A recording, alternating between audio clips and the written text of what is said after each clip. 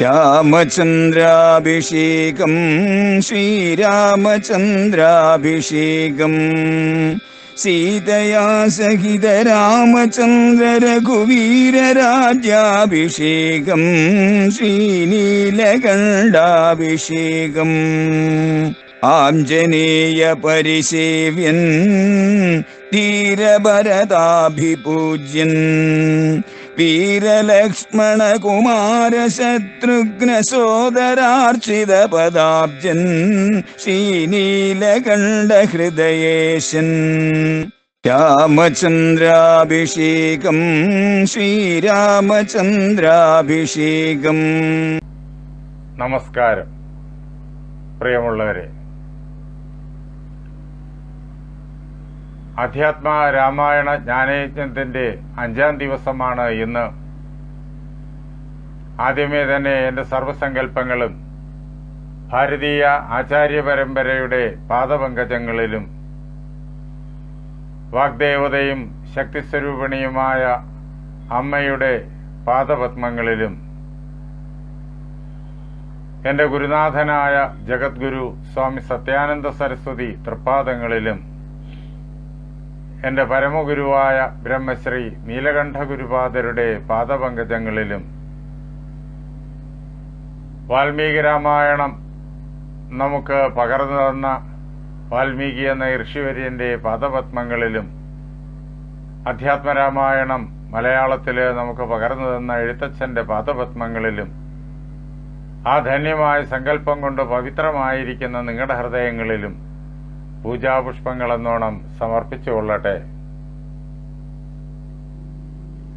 ശ്രീരാമ അവതാരമാണ് കഴിഞ്ഞ ദിവസം നമ്മൾ വായിച്ചു കേട്ടതും ചർച്ച ചെയ്ത് നേരിട്ട് അതിന്റെ അർത്ഥതലങ്ങളിൽ കുറെ എണ്ണം അനുഭവിച്ചതും. ഈ പ്രപഞ്ചത്തിൽ 13 ലക്ഷം വർഷങ്ങൾക്ക് മുമ്പ് ഭഗവാൻ ശ്രീരാമചന്ദ്രനായി ദശരഥനുപുത്രനായി ധർമ്മത്തെ പുനഃപ്രതിഷ്ഠിക്കാൻ അവതരിച്ചു. അക്കഥയാണ് കിളിമകൾ പാടിക്കേൾപ്പിക്കുന്നത്.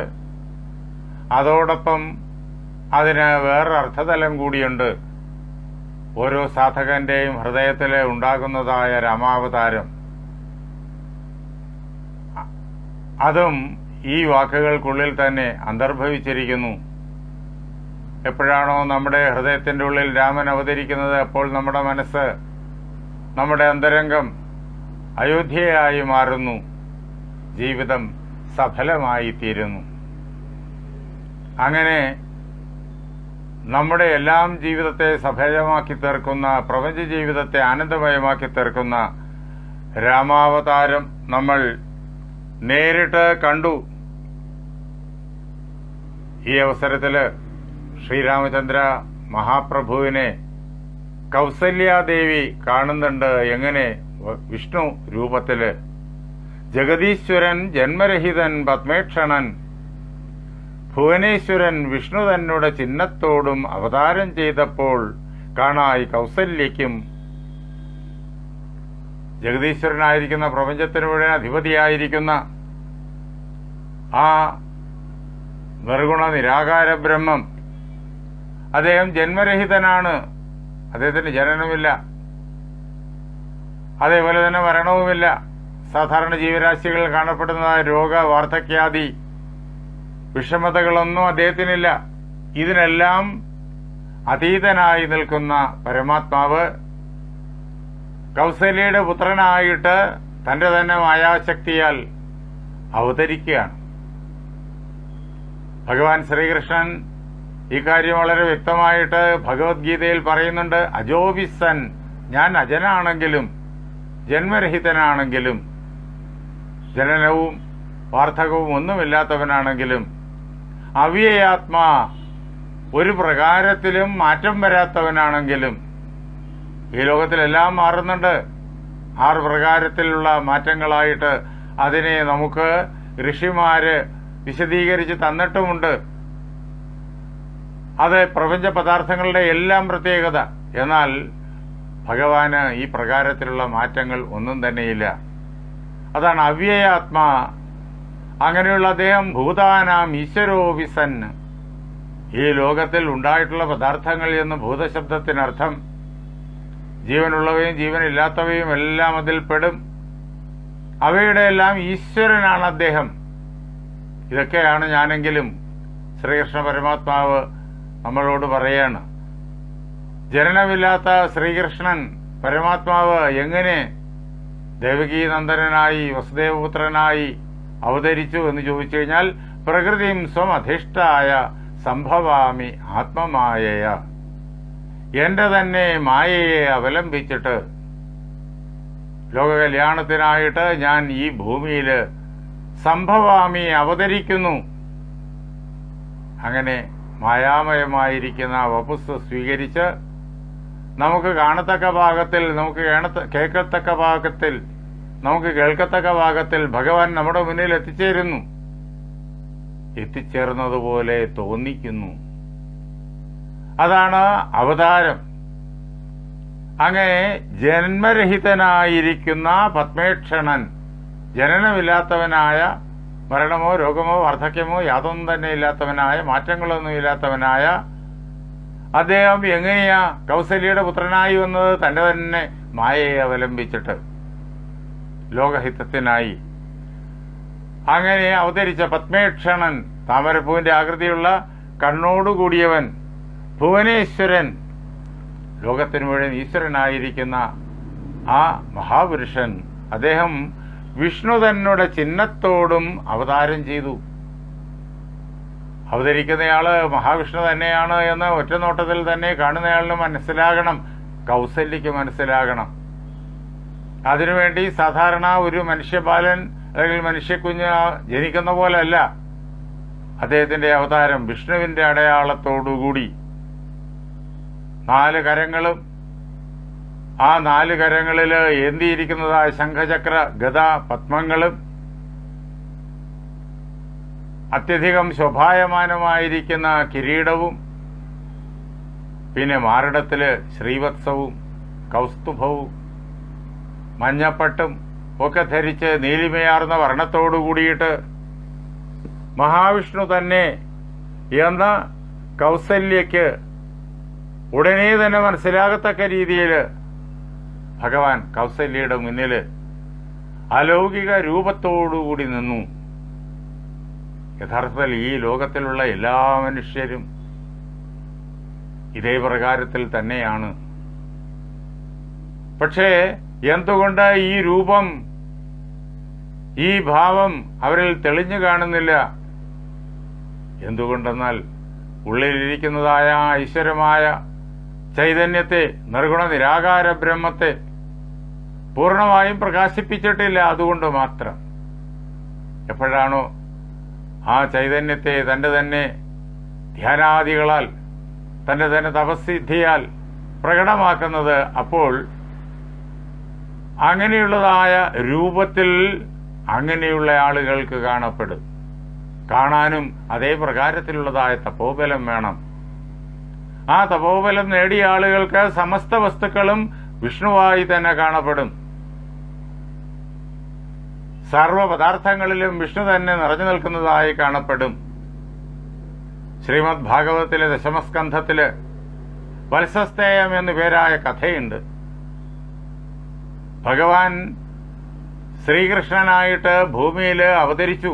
കുട്ടികളോടൊപ്പം വൃന്ദാവനത്തില് കളിച്ചു നടക്കുകയാണ്. സമീപത്തുള്ളതായ കാനനദേശങ്ങളില് പശുക്കുട്ടികളെ മേച്ചു നടക്കുകയാണ്. ആ അവസരത്തിൽ ബ്രഹ്മാവിനൊരു കുസൃതി തോന്നി. ഭഗവാൻ ഭൂമിയിൽ മനുഷ്യനായി അവതരിക്കുമ്പോൾ മനുഷ്യന്റെ കരുത്തല്ലേ ഉണ്ടാവുള്ളൂ. അലൗകികമായിരിക്കുന്ന സർവവും അറിയാൻ കഴിയുന്ന പരമമായ ജ്ഞാനവും ആനന്ദവും കരുത്തും ഒക്കെ ഭഗവാൻ എങ്ങനെയുണ്ടാകാൻ? ഏതായാലും ഒന്ന് പരീക്ഷിച്ചു നോക്കിക്കളയാമെന്ന് കരുതി ബ്രഹ്മാവ് പരീക്ഷിച്ചതാണ് വത്സസ്തേയം എന്നു പേരായ കഥ. ആദ്യം പശുക്കുട്ടികളെ തന്റെ മായ കൊണ്ട് മറച്ചു. പിന്നെ കൃഷ്ണന്റെ കൂട്ടുകാരെയും എല്ലാം മറച്ചു. ഭഗവാൻ എന്ത് ചെയ്തു? ആ പശുക്കുട്ടികളെയും കൂട്ടുകാരെയും എല്ലാം അതേ പ്രകാരത്തിൽ തന്റെ തന്നെ ആ സങ്കല്പശക്തി കൊണ്ട് സൃഷ്ടിച്ച് ഒന്നും സംഭവിക്കാത്ത മട്ടിൽ ഗോകുലത്തിലേക്ക് ഗ്രാമത്തിലേക്ക്, വൃന്ദാവനത്തിലുള്ള തന്റെ ഗ്രാമത്തിലേക്ക് മടങ്ങിപ്പോയി വൈകുന്നേരം എന്നുമെന്ന പോലെ അമ്മമാരെല്ലാം വാതുക്കൽ കാത്തു നിൽപ്പുണ്ട്. കുട്ടികൾ വരുന്ന സമയത്ത് അവർ കാത്തു നിൽക്കും കുട്ടികളെ സ്വീകരിക്കാൻ. അവർക്ക് ആർക്കും സംശയം തോന്നിയില്ല. ആ പശുക്കൾക്കും പശുക്കുട്ടികൾക്കും ഒന്നും യാതൊരു സംശയവും ഉണ്ടായിരുന്നില്ല. എല്ലാവർക്കും എല്ലാവരെയും അറിയാം. അടുത്ത ദിവസം പുലരിയിൽ ഇതേപോലെ വീണ്ടും പോകും അവിടെ കാനനങ്ങളിലേക്ക്. ഇങ്ങനെ 1 വർഷം കഴിഞ്ഞു. ബ്രഹ്മാവ് ഭൂമിയിലേക്ക് നോക്കി. ഇപ്പോൾ കൃഷ്ണൻ എന്ത് ചെയ്യുകയാകും? കൂട്ടുകാരെ കാണാഞ്ഞ്, പശുക്കളെ കാണാഞ്ഞ് കരഞ്ഞു നടക്കുകയാകും എന്ന് കരുതി. അപ്പോഴാണ് താൻ ആരെയൊക്കെയാണോ മറച്ചിരിക്കുന്നത്, ആ പശുക്കുട്ടികളും ആ ബാലകന്മാരും എല്ലാം അതേ പ്രകാരത്തിൽ കൃഷ്ണനോടൊപ്പം വൃന്ദാവനത്തിൽ ഓടി നടന്ന് കളിക്കുന്നു. ബ്രഹ്മാവ് ആ അവസരത്തിലാണ് താൻ കാണിച്ചതായ അവിവേകം തിരിച്ചറിഞ്ഞത്. ഭഗവാൻ മനുഷ്യരൂപത്തിൽ അവതരിച്ചാലും ഏത് രൂപത്തിൽ അവതരിച്ചാലും ഭഗവാന്റെ ആ പരമമായിരിക്കുന്ന ജ്ഞാനത്തിനും ആനന്ദത്തിനും കരുത്തിനും യാതൊരു കുറവും ഉണ്ടാകുന്നില്ല. കാരണം ഭഗവാൻ താൻ ഇപ്പോ അവതാര കാര്യത്തിനു വേണ്ടിയിട്ട് സ്വീകരിച്ചിരിക്കുന്ന ശരീരമല്ല എന്ന് സ്വയം അറിയുന്നവനാണ്. ബ്രഹ്മാവ് അപ്പോൾ തിരിച്ചറിഞ്ഞു പൂർണ്ണമായും. ഭഗവാന്റെ മുന്നിൽ വന്ന് നമസ്കരിച്ച് പ്രാർത്ഥിക്കുന്നുണ്ട്. ഇതാണ് വത്സസ്തേയം എന്നുള്ള കഥ. അതാണ് ഭഗവാൻ ഭൂമിയിൽ മനുഷ്യനായി അവതരിച്ചു കഴിഞ്ഞാൽ ഈ വൈഷ്ണവമായ തേജസ്സിന് ഒരു കുറവുമില്ല. പക്ഷെ അത് കാണണമെങ്കിൽ ആർക്ക് പറ്റും? അത് കാണുവാൻ പ്രാപ്തിയുള്ളതായ തപസ്സിദ്ധമായ അന്തരംഗ വിശുദ്ധിയോടുകൂടിയ ആളുകൾക്ക്. ബ്രഹ്മാവ് ഈ പരീക്ഷണാനന്തരം ഏത് തലത്തിൽ എത്തിച്ചേർന്നോ ആ തലത്തിൽ എത്തിച്ചേർന്നിരിക്കുന്ന ആളുകൾ അവരെ മഹർഷിമാരെന്ന് പറയും, യോഗിമാരെന്ന് പറയും. അങ്ങനെയുള്ള ആളുകൾക്ക് ഇതേ പ്രകാരത്തിൽ കാണാം. ഇതേ തപോബലം കൗസല്യക്കുണ്ട്. അതുകൊണ്ട് കൗസല്യ അങ്ങനെ തന്നെ ആ ഭഗവത് സ്വരൂപത്തെ കണ്ടു. പണ്ട് ലോകങ്ങളെല്ലാം അളന്ന പാദാബ്ജവും കണ്ട് ഉണ്ടായൊരു പരമാനന്ദത്തോടും, പണ്ട് കൃതൈവത്തില് ലോകങ്ങളെ മുഴുവൻ അളന്നു അദ്ദേഹം ആ പാദങ്ങളെ കൊണ്ട്. അങ്ങനെയുള്ള ആ പാദങ്ങളും കണ്ട് ആ മഹാവിഷ്ണുവിനെ കിരീടം തൊട്ട് പാദം വരെ, പാദം തൊട്ട് കിരീടം വരെ, കേശാദിപാദവും പാദാദി കേശവും കണ്ട് ആനന്ദിച്ചു. പരമമായ ആനന്ദം, പരിധിയില്ലാത്തതായ ആനന്ദം. ആ ആനന്ദത്തോടു കൂടിയിട്ട് അദ്ദേഹത്തെ വന്ദിച്ച് കൗസല്യ അദ്ദേഹത്തെ സ്തുതിക്കുന്നതും നാം ഇവിടെ നേരിട്ട് കേൾക്കും. നമസ്തേ ദേവദേവ ശംഖചക്രാബ്ജധര എന്നിങ്ങനെ ഭഗവാന്റെ അലൗകികമായിരിക്കുന്ന ആ രൂപഭംഗിയും അദ്ദേഹത്തിന്റെ സിദ്ധിവിശേഷങ്ങളും അദ്ദേഹത്തിന്റെ കാരുണ്യവും എല്ലാം കൗസല്യയുടെ ആ വാക്കുകൾക്ക് വിധേയമാകുന്നുണ്ട്. ഉപനിഷത്ത് സദൃശമാണ് ഈ സ്തുതികളെല്ലാം. എന്നിട്ട് കൗസല്യ ചോദിക്കുന്നു, നിന്തിരുവടിയുടെ ജഠരത്തിങ്കൽ നിത്യം അന്തമില്ലാതോളം ബ്രഹ്മാണ്ടങ്ങൾ കിടക്കുന്നു. അല്ലയോ ഭഗവാനെ, അങ്ങയുടെ വയറിനുള്ളില് അനേകം ബ്രഹ്മാണ്ടങ്ങൾ കിടക്കുന്നു, അന്തമില്ലാതെ. എണ്ണിയാൽ തീരില്ല എത്ര ബ്രഹ്മാണ്ടങ്ങളാണ് ഭഗവാന്റെ ഉള്ളിലുള്ളത് എന്ന് ആർക്കും നിശ്ചയിക്കാൻ പറ്റില്ല. അനന്തകോടി എന്ന് ഋഷിമാര് പറയും. ഇത്രയേറെ ബ്രഹ്മാണ്ടങ്ങൾ അങ്ങയുടെ ജഠരത്തിനുള്ളിൽ കിടക്കുന്നു. അങ്ങനെയുള്ള അങ്ങനെയുള്ള ഭഗവാൻ എന്നുടെ ജഠരത്തിൽ ഇങ്ങനെ വസിപ്പതിനെന്തു കാരണം പോറ്റി?